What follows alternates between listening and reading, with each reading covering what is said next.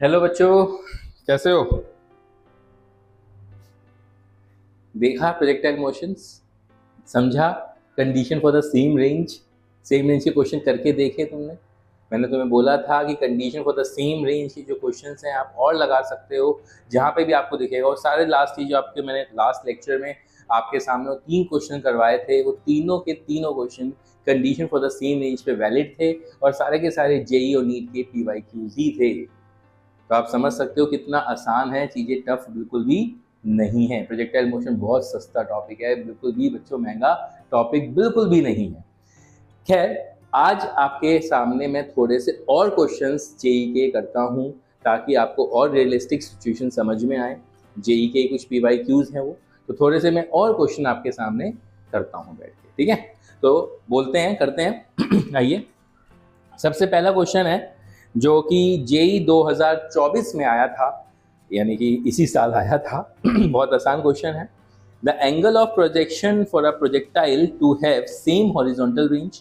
वो बोल रहे हैं the angle of projection for a projectile to have the same horizontal range and maximum height is. Same horizontal range and maximum height, ठीक है, क्या दिक्कत है? एंगल ऑफ प्रोजेक्शन निकालना है और ऑप्शन भी दे रखे हैं क्लास। ऑप्शन ए दे रखा है tan inverse 1/2, option B tan inverse 2, option C tan inverse 1/4 and option D tan inverse 4। ठीक है गुरुजी, तो ये 4 ऑप्शन हमें दे रखे हैं। उन्होंने बोला है हमें एंगल निकालना है for a projectile to have the same horizontal range and maximum height. तो सेम सर हॉरिजॉन्टल रेंज है, सेम हॉरिजॉन्टल रेंज, तो रेंज का फॉर्मूला बताइए जरा फटाफट, क्या होता है? u square sine 2 theta upon g, और हाइट का formula u square sine square theta upon 2g। मेरे ख्याल से सही लिखा है मैंने। सेम बोल रहे हैं बेचारे, ये बोल रहे हैं ना, to have the same horizontal range and maximum height is.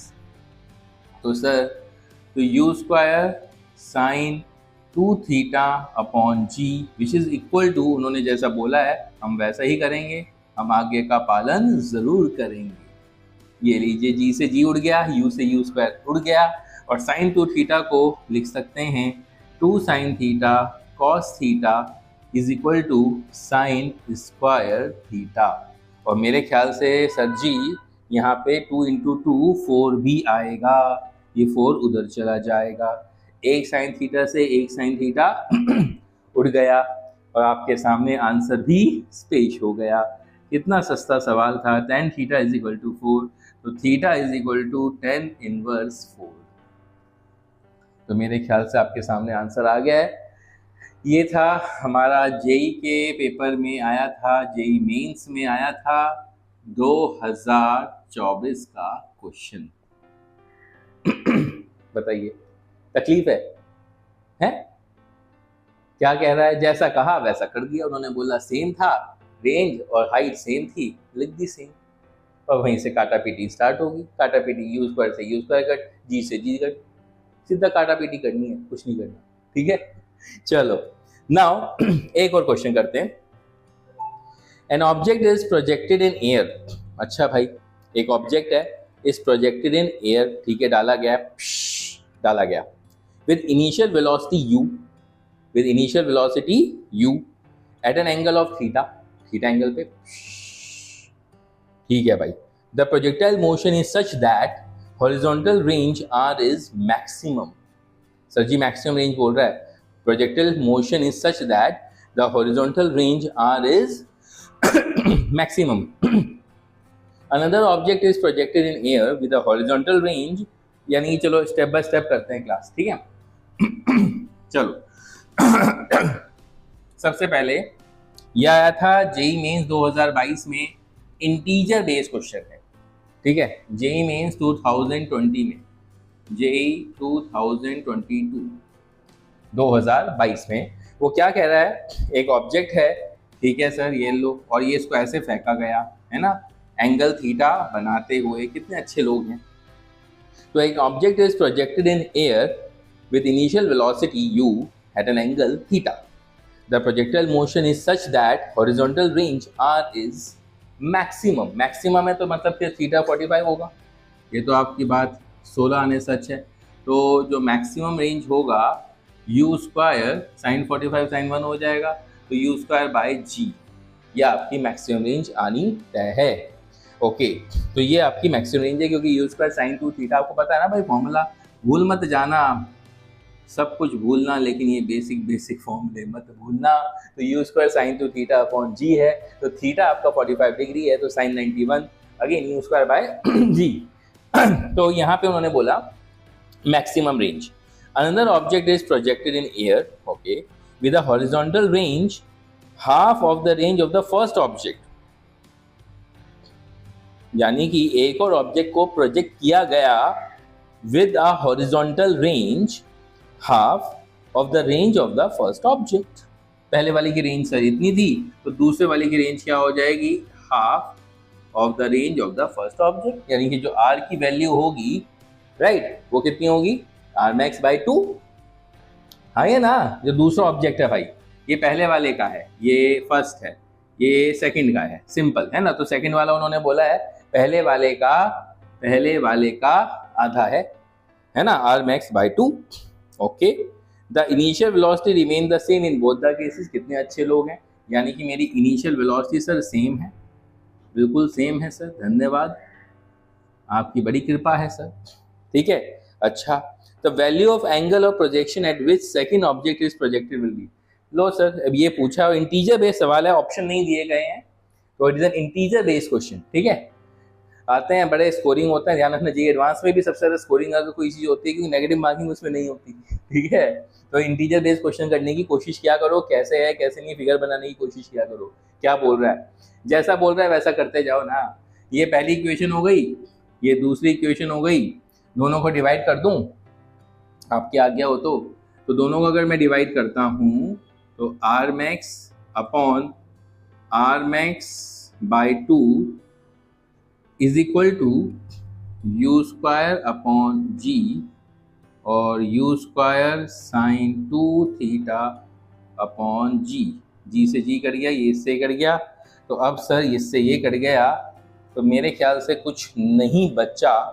अब ये सब काटा पीटी हो चुकी है, तो sine 2 theta is equal to 1 upon 2, यही आ जाएगा। साइन 2 थीटा उधर चला जाएगा, 2 नीचे चला जाएगा, तो साइन 2 थीटा अगर 1 अपॉन 2 है तो 2 थीटा कितना आ जाएगा, कितना आ जाएगा भाई साहब, 1/2 जब होता है तो 30 डिग्री होता है, नहीं होता है, तो 2 theta is equal to 30 degree, यानी कि थीटा कितना हो गया 15 डिग्री। बताओ कितनी, 2 मिनट का सवाल था। मैं बोल रहा हूँ जैसा वो बोल रहे हैं ना क्लास, वैसा करते जाओ, बड़े सस्ते क्वेश्चन है, कुछ महंगा नहीं है। लो आंसर आ गया, थीटा इक्वल टू कितना है 15 डिग्री, इंटीजर बेस्ड क्वेश्चन था, डाल देते 15 आंसर, खत्म। आया समझ, क्लियर हुआ, अरे जोर से बोलो, अरे क्या बात, गुड। तो R max is equal to u square by g था, और आज उन्होंने बोला है जो दूसरे वाला रेंज है सर उसका आधा है पहले वाले के, बस दोनों को डिवाइड कर दिया। मैं कहूँगा इससे सस्ते सवाल क्या है यार, सबसे आसान क्वेश्चन सही है, तो देख के डरना नहीं बस। आइए अगला करते हैं, ये आया था 2019 में ग्रुप, ठीक है, बढ़िया क्वेश्चन है लग रहा है। 2 guns A and B, 2 guns हैं ए और बी, ठीक है भाई, मान लो मैं पहली गन चला रहा हूँ, तुम दूसरी गन चला रहे हो, 2 गन्स हैं A and B, can fire or bullets at a speed of 1 kilometre per second एंड 2 किलोमीटर पर सेकेंड रेस्पेक्टिवली। अच्छा, यानी कि 2 गनमैन है, मान लो ये पहला गनमैन मैं हूँ और मैं पागल हो चुका हूँ, ये देखो चारों तरफ मैं कर रहा हूँ, मैं बुलेट फेंक रहा हूँ, ठीक है। From a point on a horizontal ground, मतलब मैं एक पॉइंट यहाँ पे खड़ा हुआ हूँ, they fired in all possible direction, all यानी कि सर जी चारों तरफ वो फैला रहे हैं, ऑल पॉसिबल डायरेक्शन, यहाँ भी बंदूक से, इधर भी इधर भी इधर भी, चारों तरफ मैं घूम रहा हूँ, कहते हैं ना चारों तरफ से गोलियां बारी चल रही है अच्छे से। तो from the point on a horizontal ground they are fired in all possible direction, A वाला भी और बी वाला भी, है ना। The ratio of the maximum area covered by the bullets fired by the two guns on the ground is। आइए समझते हैं इस क्वेश्चन को। देख के लगता है कि क्वेश्चन अजीब सा है सर, कोई रिलेशनशिप तो बताया नहीं एरिया का, लेकिन थोड़ा सा अगर हम क्वेश्चन को समझें तो मेरे ख्याल से क्वेश्चन आसान है। कैसे? पहले लिख लो भाई, जेई में आया था ये 2019 में, ठीक है। तो इन्होंने बोला है दो गन्स हैं A and B can fire a bullet at a speed of, दो गन्स हैं सर, यानी कि ये ठीक है, ये देखो, ये अच्छे डायग्राम देखो भाई, मैं डायग्राम मेरा अच्छा नहीं होता, तो ये गन है, ये इसके हाथों में ये गन है, ठीक है, और ये चारों तरफ गन मतलब कहते हैं बारूद गोलियां बरसा रहा है। ये देखिए, ये चारों तरफ, ये सेंटर पे था, ठीक है ना, ये पहले वाले का गनमैन था। सिमिलरली दूसरे वाला भी ऐसे ही घुमा रहा होगा, तो वो मैक्सिमम एरिया कवर्ड वो बोल रहे हैं, यानी कि जब वो गया होगा उसका, जब उसने यहाँ से प्रोजेक्टाइल किया होगा तो मैक्सिमम रेंज, क्योंकि उसने मैक्सिमम एरिया पूछा है कवर करने के लिए, तो एरिया कवर करने का मतलब ये पूरा एरिया कवर कर रहा है ना। और ये मैक्सिमम कब होगा? सर्कल एक तरह चारों तरफ कर रहा है ना, ये it's moving in all direction, चारों तरफ कर रहा है। 3D में थोड़ा सोचने की कोशिश करो कि अगर मैं सेंटर पे हूँ तो चारों तरफ से सर्कल हो गया है ना, चारों तरफ सर्कल हो गया, तो ये चीज मैक्सिमम एरिया कब कवर्ड होगा जब रेडियस पाई एरिया के और सर्कल क्या होता है पाई आर स्क्वायर, तो आर क्या होना चाहिए? मैक्सिमम होना चाहिए, क्योंकि आर अगर मैक्सिमम होगा तभी आपका एरिया भी मैक्सिमम होगा नहीं होगा, राइट। तो एरिया मैक्सिमम कब होगा? जब आपका रेडियस मैक्सिमम होगा, यानी कि जो रेडियस होना चाहिए सर वो आपका एक तरीके से मैक्सिमम रेंज होना चाहिए, और मैक्सिमम रेंज आपको पता है कब पॉसिबल होती है? जब 45 डिग्री पे आपका एंगल होता है, समझे? जब आपका 45 डिग्री पे एंगल होता है, ध्यान से समझना। तो इसका मतलब है पहले मुझे क्या निकालना पड़ेगा? अरे बोलो भाई, पहले मुझे क्या निकालना पड़ेगा? Maximum range. तो मैक्सिमम रेंज की वैल्यू पहले वाले के लिए, पहला आदमी जो है उसके लिए क्या होगा? u स्क्वायर अपॉन जी, u1 स्क्वायर अपॉन जी, क्योंकि स्पीड उसकी अलग है ना। सिमिलरली दूसरे वाले का भी सर, दूसरे वाले का जो मैक्सिमम रेंज का कितना आएगा? अगेन u2 स्क्वायर अपॉन जी। अब एरिया भी आप देख लो, अब तो हो गया क्वेश्चन। पहले वाले का जो एरिया होगा वो कितना होगा? पाई आर मैक्स 1 का स्क्वायर, है ना, और दूसरे वाले का जो एरिया आएगा वो कितना होगा? पाई आर मैक्स 2 का स्क्वायर। सही है, दोनों का रेशियो ही पूछा है। ऑप्शन भी लिख देता हूँ, इन्होंने ऑप्शन बोले थे, option A 1/16, option B 1/8, option C 1/2 and option D 1/4। Now अब दोनों का अगर हम रेशियो ले लेते हैं, अब यहां से क्लास A1/A2, पाई से पाई कट जाएगा, तो R मैक्स 1 का स्क्वायर और R मैक्स 2 का स्क्वायर। तो मेरे ख्याल से जो रेडियस है it depend upon the speed, है ना, यानी कि आंसर आ जाएगा तुम्हारा u1 का पावर 4, u1 स्क्वायर है ना, तो u1 की पावर 4 अपॉन u2 की पावर 4 आ जाएगा। नहीं आ जाएगा भाई, u स्क्वायर है उधर, देखो ये u1 स्क्वायर है, ये u2 स्क्वायर है, तो ये इसका भी स्क्वायर ले रहे हो, तो u1 की पावर 4 और u2 की पावर भी 4, और u1 कितना है? 1, ठीक है, और u2 कितना है? 2 किलोमीटर पर सेकेंड है, तो 2 की पावर 4। मेरे ख्याल से जिंदगी में आपकी खुशहाली आ चुकी है, आंसर आपका आ चुका है 1/16। देख रहे हो, क्लास टफ नहीं है, कतई भी टफ नहीं है, वही मैं आपको बोल रहा हूँ, it is not a tough topic at all, ठीक है। तो ये आपका आर मैक्स आ गया, वही रेशियो, दोनों का रेशियो आ गया। जेईई मेंस 2019 का ये क्वेश्चन था, इस वेरी अच्छा क्वेश्चन था, क्योंकि उस समय बच्चे नहीं समझ पाए कि क्या करें, बुलेट क्या कर रहा है। तो फिगर हमेशा बनाने की कोशिश करो, फिगर से रियलिस्टिक सिचुएशन समझ में आती है। जो वो कर रहा है, वो कह रहा है कि चारों तरफ तो चारों तरफ कर रहा है ना, चारों तरफ। और उसने बोला मैक्सिमम एरिया को करने के लिए वहीं से हमने उस शब्द को पकड़ा। मैक्सिमम एरिया सर कब हो सकता है, क्योंकि एरिया ऑफ द सर्कल होता है पाई आर स्क्वायर, तो रेडियस मैक्सिमम मतलब जब वो गया होगा इधर, बुलेट ऐसे से दौड़ रहा है, ऐसे डाल रहा है, तो वो जब शूट अप कर रहा है तो range should be maximum. Similarly second वाला भी आपका ऐसे ही होगा, तो पहले वाला जो आदमी है तो दूसरे वाला आदमी। मेरे ख्याल से पिक्चर क्लियर हुई। गुड। एक और क्वेश्चन करते हैं क्लास, ठीक है, लिखो, अच्छा है, ठीक है। A trajectory of a projectile near the surface of the earth is given as, ठीक है, वो बोला है उन्होंने trajectory of a projectile, trajectory साफ पता लग रही है, इक्वेशन है, near the surface of the earth, earth के सरफेस के पास, okay, is given as this, एक इक्वेशन दे रखी है, y equal to 2x minus 9x square if it were launched at an angle theta with a speed v naught, then, चलो आपके सामने ऑप्शन भी लिखते हैं।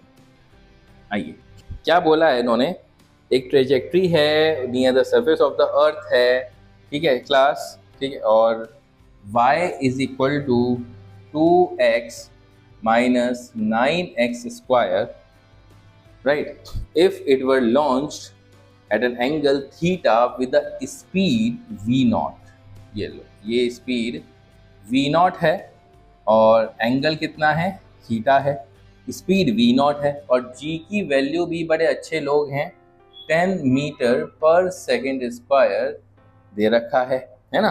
तो option A, theta is equal to sine inverse 1/√5 and speed भी दे रखी है उन्होंने 5/3 metre per second. Option B गुरुजी दे रखा है, theta is equal to cos inverse 2/√5 और वी नॉट दे रखा है 3/5 metre per second. Option C है, theta is equal to cos inverse 1/√5 और वी नॉट दे रखा है 5/3 metre per second. And option D दे रखा है, theta is equal to sine inverse 2/√5 और वी नॉट दे रखा है 3/5 मीटर पर सेकेंड। गुरुजी ये चार ऑप्शन उन्होंने हमें दे रखे हैं, जी की वैल्यू भी 10 दे रखी है। मेरे ख्याल से क्वेश्चन में डिफ़िकल्टी बिल्कुल भी नहीं आनी चाहिए। हाँ भाई बच्चों, तो हम वही डिस्कस कर रहे थे क्वेश्चन के बारे में। तो मेरे ख्याल से क्वेश्चन में कोई डिफ़िकल्टी आनी नहीं चाहिए, क्योंकि हमें इक्वेशन दे रखी है, राइट, इक्वेशन दे रखी है, तो ये तो साफ पता चल रहा है सर मेरे ख्याल से ट्रेजेक्ट्री की इक्वेशन है। क्यों ना एक बार लिख के देख लेते हैं ट्रेजेक्ट्री की इक्वेशन, उससे ही आइडिया लग जाएगा। Let's see, y is equal to x tan theta minus क्या था sir ji, gx square upon 2u square cos square theta. मैंने आपको तब भी बोला था ये इक्वेशन अगर हमें टिप्स पे याद होगी तो it will be good for us, क्योंकि इसकी दूसरी फॉर्म भी है, याद होगा शायद आपको मेरे ख्याल से, जो हमने सीखा था x tan थीटा ब्रैकेट में 1 minus x by r, r range था, हमने अपनी प्रीवियस वीडियो में वो हमने ऑलरेडी सीखा हुआ है कि कैसे इसकी एक और फॉर्म, क्योंकि जी एडवांस में कह लो या मेंस में भी कह लो, ये रिलेशनशिप बहुत क्लास बहुत काम का है। तो चलो वापस आते हैं इस इक्वेशन की। तो आई डोंट थिंक सो कि हमें अभी ज़रूरत होगी, क्योंकि ये फॉर्म जो हमें दे रखी है उससे हम अगर कंपेयर करें तो आप देख सकते हो कि सर tan थीटा तो सर डायरेक्टली आप बोल सकते हो कि 2 है, क्योंकि 2x है तो tan थीटा की वैल्यू तो 2 है। अच्छा, tan थीटा क्या होता है sir, perpendicular upon base. Pandit Badri Prasad हर हर बोले, सोना चांदी तोले, तो परपेंडिकुलर अपॉन बेस, ओके, यानी कि 2/1, यानी कि हाइपोटेनस कितना हो गया सर, √2 का स्क्वायर प्लस 1 का स्क्वायर, तो यानी कि 4 + 1 यानी कि √5। तो सर जी अगर हम बात करें एंगल की, उन्होंने हमें क्वेश्चन में दिया हुआ है, तो एंगल साइन थीटा भी चेक कर लेते हैं और कॉस थीटा भी अगर हम चेक कर लेते हैं। तो साइन थीटा क्या होगा, परपेंडिकुलर अपॉन हाइपोटेनस, परपेंडिकुलर कितना है 2 और अपॉन √5, कॉस थीटा भी आप चेक कर सकते हो 1/√5, यानी कि theta is equal to cos inverse 1/√5। तो क्लास मेरे ख्याल से साइन इनवर्स होगा theta equal to sine inverse 2/√5 है कोई ऑप्शन? हाँ है भाई, 2/√5 है, बिल्कुल है सर, वो भी हो सकता है। और theta equal to cos inverse 1/√5 है, हाँ सर वो भी हो सकता है। मतलब ए और बी ऑप्शन यहाँ से हमारी छटाई हो गई। तो ये तो श्योर हो गया कि अब सी या डी में से कोई ना कोई आंसर हो सकता है। अब अगला काम है मेरी स्पीड का। इन्होंने बोला है V0 से गया है, यानी कि मेरी यहाँ जो ट्रेजेक्ट्री इक्वेशन है उसके अंदर आप बोल सकते हो ये V0 होगा, बोल सकता हूँ V0 होगा। लेट्स सी, कंपेयर कर देते हैं और क्या है, बाकी सब कुछ सेम है यार। देखो G/2 कुछ नहीं करना होता है, V0 square cos square theta, यही है ना, that should be equal to 9। G की वैल्यू खुशी खुशी उन्होंने 10 दे रखी है, 2 V0 स्क्वायर और sir g cos square theta, sir cos theta की वैल्यू है 1/√5, तो कॉस स्क्वायर थीटा हो जाएगा 1/5। Okay, that is equal to 9। तो सर मेरे ख्याल से जिंदगी आसान है। अब 2 1 जा 2, 2 5 जा 10, 25 इज और upon 9 is equal to V0 square. तो मेरे ख्याल से V0 आ गया सर 5/3। और मेरे ख्याल से जिंदगी आसान हो गई, क्योंकि जेई मेंस 2019 का ये क्वेश्चन था। जेई मेंस 2019 का ये क्वेश्चन था जो आपसे आसानी से सॉल्व हो गया। समझ में आई बात? कुछ नहीं किया, ट्रेजेक्ट्री की जो इक्वेशन थी उससे कंपेयर कर दिया। तो ट्रेजेक्ट्री बेस्ड क्वेश्चंस भी आते हैं, जैसे कि मैंने आपको बता रहा हूं from the beginning, trajectory based questions भी आते हैं। सही है? तो हमने क्लास बहुत सारे क्वेश्चंस भी देख लिए। अब एक टॉपिक मुझे तुम्हें बताना है, रिलेशन बिटवीन द एंगल्स। ठीक है? कैसे सर, कैसे आप समझाना चाह रहे हो? क्या रिलेशन भी, कौन से एंगल्स, कैसे एंगल्स, है ना? फिगर बनाता हूं, समझाता हूं। अब टॉपिक का तो नाम लिख लो, रिलेशन बिटवीन एंगल्स। कौन कौन से एंगल हैं, कैसे एंगल्स हैं? रिलेशन बिटवीन एंगल्स, है ना? ये हमारा है, राइट?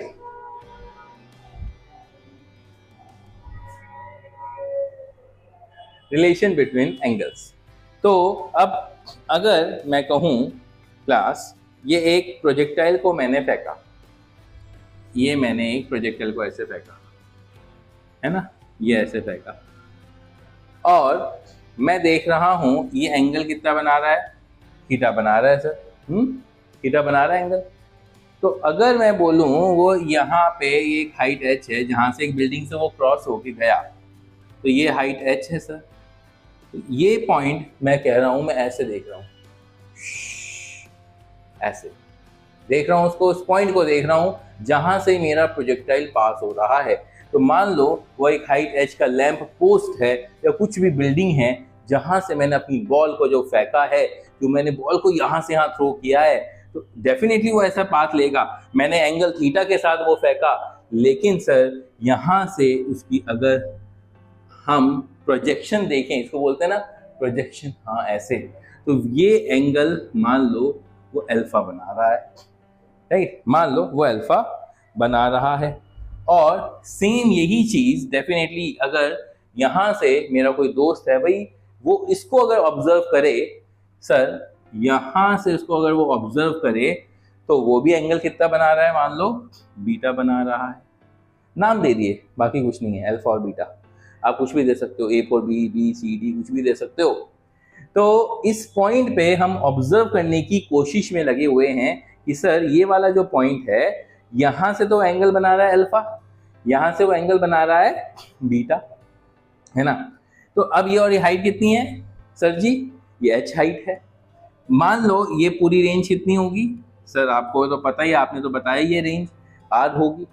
और लेट अस अज्यूम ये जो हाइट जहाँ से हमने इसको नापा है वो x है, और यहाँ से जो बचा हुआ डिस्टेंस होगा वो कितना हो जाएगा, r - x। तो सर आप निकालना क्या चाहते हो? हम निकालेंगे इन सब के बीच में रिलेशनशिप, बोलते हैं रिलेशन बिटवीन द एंगल्स। अलग अलग एंगल्स हैं, वो यहाँ से उठा रहा है, वो बीटा देख रहा है, और ये यहाँ से देख रहा है, वो अल्फा देख रहा है, और ये थीटा भी है। तो इनको हम आपस में कनेक्शन करेंगे, कनेक्ट करेंगे तो एक रिश्ता बनेगा, राइट। रटवा भी सकता था, लेकिन समझेंगे कि कैसे आता है वो रिश्ता। आइए, तो सबसे पहले tan अल्फा देखते हैं। tan अल्फा क्या होगा? Perpendicular upon base. और अगर हम बात करें tan बीटा, सर जी h upon r minus x. बताओ सही बोला नहीं बोला मैंने, राइट। दोनों को h अपॉन एक्स और h upon r minus x. अब दोनों को आप एक काम करते हैं, ऐड कर देते हैं। tan alpha plus tan beta is equal to h upon x plus h upon r minus x. h common लिया, 1 upon x plus 1 upon r minus x. सही है, गॉट इट। नाउ तो कितना आएगा ये? tan alpha plus tan beta is equal to h common ले लेता हूँ और यहाँ से एलसीएम ले लेता हूँ x into r minus x. तो r minus x plus x plus ये बन गया h r upon x into r minus x. वापस आते हैं, 2 मिनट पहले ही हमने एक चीज़ देखी थी, हमने ट्रेजेक्ट्री की इक्वेशन देखी थी, y is equal to x tan theta bracket में 1 माइनस एक्स अपॉन आर। ये देखा था क्लास। तो एक्स टेन थीटा एलसीएम लिया r माइनस एक्स। देखो कुछ समझ में आता है तो y, तो y इंटू अगर हम बात करते हैं यहाँ y क्या है देखा जाए तो परपेंडिकुलर डिस्टेंस है, h है, तो इसको आप h नाम दे सकते हो। तो h इंटू आर, इस r को मैं नीचे से इधर लेके गया, upon x into r minus x. कुछ समझ में आ रहा है? h into r upon x into r minus x किसके इक्वल आ रहा है? ये tan थीटा के इक्वल आ रहा नहीं आ रहा है? तो आप बोल सकते हो tan alpha plus tan beta is equal to tan theta. ये आ गया एक रिश्ता, रिलेशन बिटवीन द एंगल्स। अलग अलग एंगल्स हैं जो आप इसका रिलेशनशिप निकाल सकते हो, अल्फा बीटा और थीटा। थीटा जिस एंगल से आपने प्रोजेक्ट किया, अल्फा प्रोजेक्शन ऐसे देख रहा हूं, बीटा ऐसे देख रहा हूं, उसी पॉइंट को, इसी पॉइंट पी को जो जिसकी हाइट h पर है, जहां से वो क्रॉस हो रहा है। ठीक है, बात समझ में आई? इसके ऊपर एक क्वेश्चन करते हैं, ठीक है, ताकि तुम्हें इसकी एप्लीकेशन भी समझ में आए। एक बार आओ। क्वेश्चन है, a ball projected from a ground at an angle of 45 degree. एक बॉल है projected from a ground at an angle of 45 degree. Sir ji ये समझ में आ गया, तो थीटा तो सर 45 डिग्री फिक्स हो गया। अच्छा, right. Just clear the wall in front if a point of projection is 4 metre from the foot of the wall. यानी कि भाई साहब x की वैल्यू कितनी हो गई? 4 मीटर, है ना। And the ball strikes the ground at a distance of 6 metre on the other side of the wall. अच्छा, यानी कि एक तरीके से r माइनस एक्स की जो दूरी हो गई वो 6 मीटर हो गई सर। रेंज भी पता लग गई, ठीक है। The height of the wall is, sir मेरे ख्याल से बड़ा आसान क्वेश्चन हो गया। Height of the wall is, ठीक है। तो उन्होंने बोला है एक बॉल है projected from the ground at an angle of 45 degree, just clear a wall in front, है ना। Just clear a wall in front if a point of projection is 4 metre from the foot of the wall. यानी कि वो 4 metre की दूरी पे है sir जी, और जो बाकी बचा हुआ है उन्होंने बोला है वो 6 मीटर की दूरी पे है। तो मेरे ख्याल से कुछ बचा नहीं है इस क्वेश्चन के अंदर। उन्होंने क्या पूछा है? The height of the wall is. Option भी दे रखे हैं क्लास, क्या क्या दे रखा है? 4.4 मीटर, 4.4 मीटर, ऑप्शन बी है 2.4 मीटर, ऑप्शन सी है 3.6 मीटर एंड ऑप्शन डी है 1.5 मीटर। राइट, ये मेरे इसके ऑप्शंस हैं। और उन्होंने, अब मैं कहूँगा सर बड़ा आसान हो गया क्योंकि हमें हाइट निकालनी है। तो tan अल्फा अगर हम बात करें perpendicular upon base, h upon कितना आएगा 4, tan बीटा की अगर हम बात करें h अपॉन 6 आ जाएगा, नहीं आ जाएगा, राइट। और अब सुनिए, तो tan अल्फा आ गया, tan बीटा आ गया। हम देख रहे थे क्वेश्चन, तो tan अल्फा हमने देख लिया था, tan बीटा हमने देख लिया कि भाई h अपॉन 4 है, tan बीटा h अपॉन 6 है। तो मेरे ख्याल से कुछ बचा नहीं है इस क्वेश्चन में, क्योंकि रिलेशनशिप आपके सामने है। तो tan अल्फा है, tan बीटा है और tan थीटा। tan बीटा कितना है, tan alpha h upon 4, tan beta कितना है h upon 6 is equal to tan theta. Theta कितना है सर 45 है, आपने तो बताया था अभी क्वेश्चन में स्टार्टिंग में थीटा 45 डिग्री दे रखा है, और tan 45 कितना होता है 1। हो गया सर, h कॉमन ले लो, जिंदगी आसान हो गई है। तो 1 अपॉन 4 एलसीएम ले लेते हैं, 4 और 6 का, 2 to the 4, 2 3 the 6, 2 1 2, 3, तो 3 to the 6, 2 to the 12, 12 LCM आ गया, 4 3 जा प्लस 6 2 जा यानी कि 1। आंसर आपका बन गया है h is equal to 12 upon 5 यानी कि 5 2 जा 10, 2 पॉइंट समथिंग है। यस बिल्कुल है। तो सर आपका आंसर 2.4 मीटर आ गया है। क्लास समझ में आया ये? तो ये एक कॉन्सेप्ट जो था रिलेशन बिटवीन एंगल्स, तो ये भी बहुत इंपॉर्टेंट एस्पेक्ट रहता है। डायरेक्ट हो जाता है क्वेश्चन, कोई समस्या नहीं आती अगर आपको रिलेशनशिप भी याद है। मेरे ख्याल से रिलेशनशिप को याद करना भी कोई तकलीफ दायक नहीं है। ठीक है, अब हम आगे बढ़ते हैं। अब जो अगली चीज मैं सिखाने वाला हूँ class, it is totally depending upon the horizontal projectile. जो हमारा सबसे पहला वीडियो था प्रोजेक्टाइल का, जो मैंने सबसे पहले आपको सारी चीजें एक्सप्रेशन डिराइव करके दिखाए थे फॉर द हॉरिजॉन्टल प्रोजेक्टाइल, याद होगा।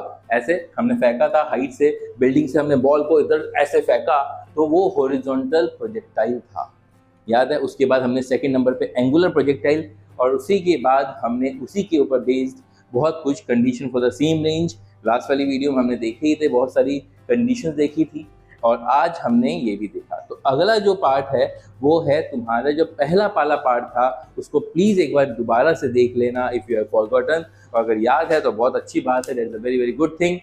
तो अब अगला वाला जो मैं छोटी चीज सिखाने जा रहा हूँ इसके अंदर, वो क्या है, what is that, rolling of the staircase.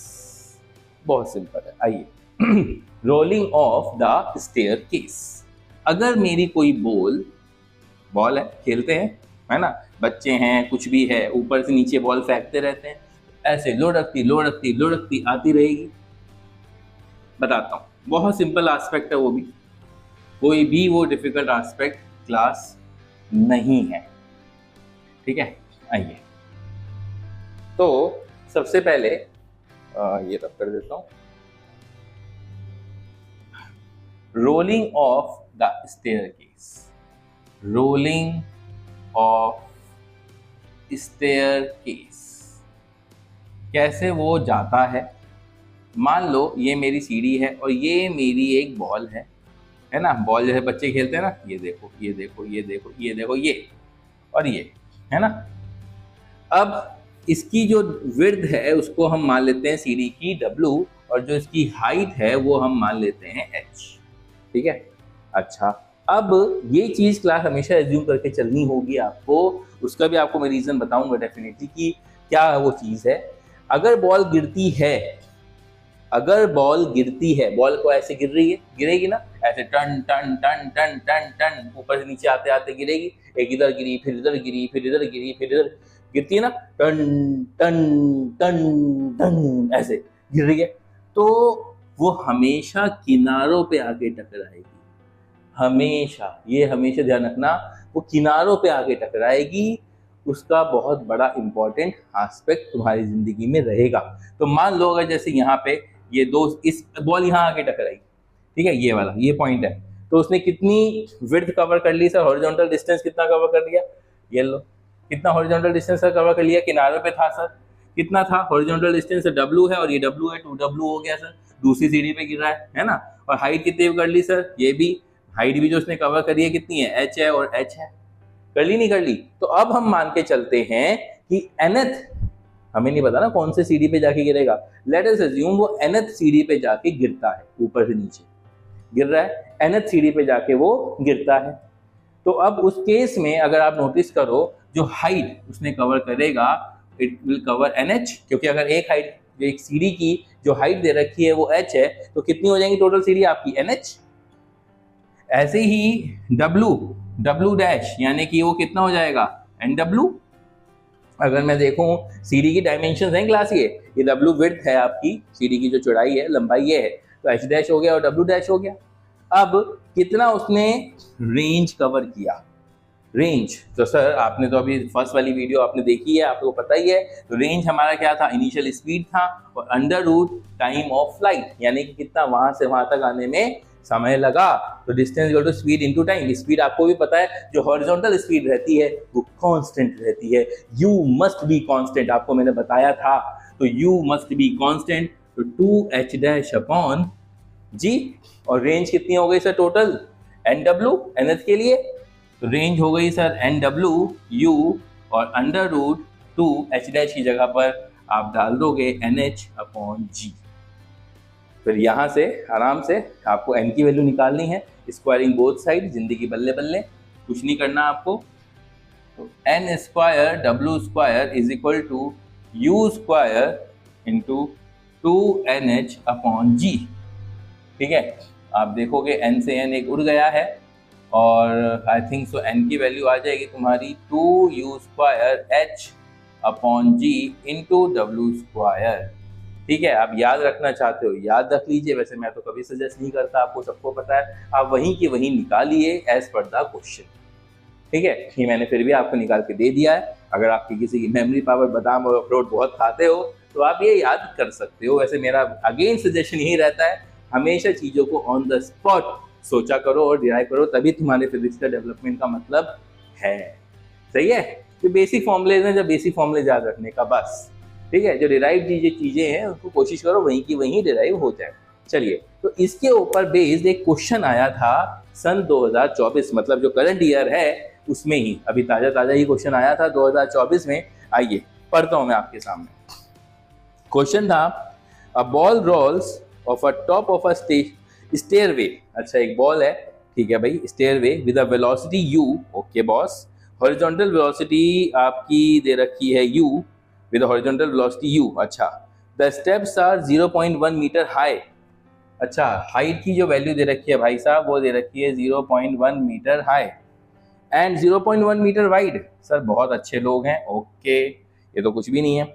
The minimum velocity u, मैं मिनिमम वेलोसिटी क्या दूं, with which the ball hits the step 5 of the staircase. The ball hit just, मतलब कहते हैं ना just hit the step 5 of the staircase, यानी कि class, यानी कि आपको क्या n की वैल्यू 5 लेनी है? नहीं, क्योंकि उन्होंने, मैंने आपको क्या बोला था। अब एक और क्वेश्चन आता है दिमाग में, 2 मिनट मैं आपको 1 सेकंड के रिवर्स जाता हूँ। आपने अभी अभी रिलेशन सीखा, अब जरूरी तो है नहीं कि आपको हर बार इंटीजर वैल्यू मिले, कभी मिलेगी 5 तो कभी मिलेगी 10, लेकिन कभी ये भी तो मिल सकती है सर 5.5। आप कहोगे सर राउंडिंग ऑफ हमें आता है, हम तो राउंडिंग ऑफ प्रिंसिपल अप्लाई करेंगे और फटाफट सॉल्व कर देंगे, हमें आता है, हमें मत सिखाओ राउंडिंग ऑफ। भाई मैं राउंडिंग ऑफ नहीं सिखा रहा हूँ, मैं कह रहा हूँ अगर ये नॉन इंटीजर वैल्यू आ जाती है, मान लो आपके 5.5 आ गई या 5.3 भी आ गई या 5.7 भी आ गई, यानी कि वो 5वीं को क्रॉस कर गया है। 5.01 भी आ गई, 5 को यानी कि 5th स्टेयर को वो क्रॉस कर चुका है, है ना, कर चुका है। तो कौन से स्टेप पे मिलेगी? वो 6ठे स्टेप पे गिरेगी, है ना। अब यही चीज ध्यान रखना। अब मैं आता हूं, ये बोल रहे हैं 5th जस्ट हिट कर रहा है 5th पे, यानी कि सर डेफिनेटली n की जो वैल्यू है मस्ट बी ग्रेटर देन 4 से बड़ा होना चाहिए ना, क्योंकि just hit the step number 5, 5वें स्टेप को वो जस्ट हिट कर रहा है, n की value must be greater than 4। और फिर हम ये डायरेक्टली यूज भी कर सकते हैं। लो sir, 2u square h upon GW square greater than 4। 2u square h की वैल्यू कितनी है भाई साहब? 0.1 और g की वैल्यू है आपकी 10 और w स्क्वायर मतलब 0.1 का होल स्क्वायर, तो 1.1 से 0.1 उड़ गया, इज ग्रेटर देन 4। तो 2 1 2, 2 2 4। तो अब यहाँ पे आपका आ गया ये 1/10 है, ये डेफिनेटली 10 से 10 उड़ गया, तो u square is greater than 2, यानी कि u इज ग्रेटर देन, आपकी वैल्यू क्लास आ गई कितनी, √2। इट मीन्स, और इन्होंने दिया हुआ भी है मेरे ख्याल से, step 5 will be √x metre per second. √x है, तो यानी कि इससे साफ पता लग गया x की वैल्यू जो आएगी वो कितनी आ गई, 2, यानी कि वो इंटीजर बेस्ड सवाल था 2024 का। तो ध्यान रखना क्लास, ये छोटी छोटी चीजें हैं जो आपको क्वेश्चन आराम से जितवा सकती है, इजी है। देखो सेम है, मैंने आपको वही बोला, आपको याद रखने की जरूरत नहीं है, आप ऑन द स्पॉट डिराइव भी कर सकते हो कि भाई वो कौन से स्टेप पे गिरा है, 4th स्टेप पे गिरा है सर, ओके h डैश कितना हो गया, इतना है, w डैश इक्वल टू आपका 4w हो जाएगा, रेंज का फॉर्मूला रखो, हो गया काम। इजी है, टफ नहीं है, ध्यान रखना। तो u इज ग्रेटर देन √2 हो गया, यानी कि x की वैल्यू कितनी आ गई सर जी, आपके सामने 2 आ गई। आया समझ में? ठीक है, तो क्लास यहाँ तक अभी आपने समझा, काफी कुछ जेईई के क्वेश्चंस भी किए, राइट, इस बार, है ना, जो मैंने आपको इसी वजह से रोलिंग ऑफ द स्टेयरकेस भी सिखा दिया, आपको मैंने ये रिलेशन बिटवीन द एंगल्स इसके अंदर सिखा दिया, और हमने इस सबसे अच्छी चीज़ है कि हमने बहुत सारे अच्छे अच्छे जेईई के क्वेश्चंस जो आए हुए थे, PYQs, हमने सॉल्व किए इस वीडियो के अंदर, है ना। अब इस वीडियो को ध्यान से देखना, क्वेश्चन कैसे सॉल्व हो रहे हैं, that is the main thing. इसी वजह से ये वीडियोस में डालता हूँ कि आप क्वेश्चन सॉल्व कैसे करते हो, नॉट जस्ट कि हाँ सिर्फ आपने कॉन्सेप्ट सीखा, कॉन्सेप्ट को अप्लाई कैसे करते हैं वो क्वेश्चन करने के बाद ही समझ में आता है। और क्वेश्चन लगाइए जितने, जहाँ से कोई डाउट हो मुझे आप अपने कमेंट सेक्शन में आराम से भेजिए, ठीक है। तो मिलते हैं अगली वीडियो के साथ और प्रोजेक्टाइल भी, ठीक है। ओके, देखते रहिए, करते रहिए, सीखते रहिए TCC के साथ। Hello, bye bye.